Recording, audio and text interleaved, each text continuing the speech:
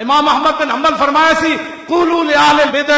بیننا و بینکم الجنائز، فرمایا انہاں ذلیلاں نو اعلان کر دیو جنہاں مینوں کوڑے مروائے کہ جس دن جنازے ہون گے فیصلہ ہو جانا ہے، تو جدو مرنا تینوں پتہ لگ جانا ہے تو غازی صاحب کے خلاف تقریر کر کے کی کھٹیا۔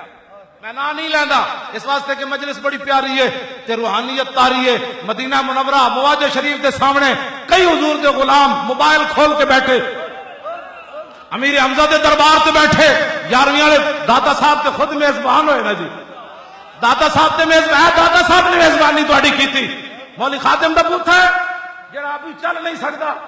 پانی اپنے ہاتھ جانا بڑی مشکل نہ پکڑدا ہے،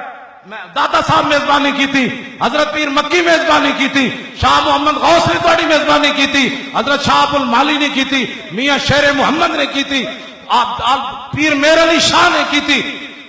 سیال شریف والے پیراں کیتی، خواجہ شاہ سلیمان توسوی کیتی، اے سارے فقیراں نے میرے شریف والے پیراں کیتی۔ جنہاں گدیاں دا میں نام نہ لے سکا، اے نہیں میں سارے دے درد فقیراں، میں فقیراں دے درمیان کدی کشتی نہیں کرائی۔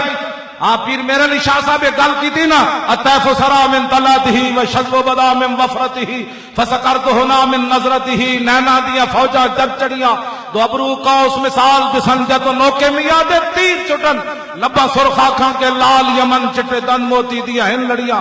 اعلیٰ حضرت بریلوی بولے، پیر صاحب نے فرمایا حضور کے دن مبارک عدن کے موتیوں جیسے، حضور کے لب آئے مبارک یمن کے لالوں جیسے، میں کشتیاں کدے نہیں کرائیاں بزرگاں دیاں، لیکن اعلیٰ حضرت بریلوی پیر میر علی شاہ صاحب دا دامن پکڑیا، انہوں نے کہا جی میں اگلی گل نہ کرا، انہوں نے کہا کرو جی، کام ہے ان کے ذکر سے یوں ہوا یا یوں ہوا۔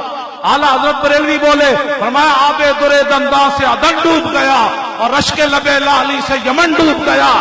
اعلیٰ حضرت بریلوی بولے، انہوں نے کہا جناب تسی تے عدن دے موتی اللہ تشبیہ دیتی، تے احمد رضا یہ کہندا ہے جب رسول اللہ دے مبارک دند عدن دے موتیاں ویکھے تے منہ چھپا کے نس گئے، انہوں نے کہا اسی کتھے تے حضور دے دند مبارک۔ لبیک لبیک لبیک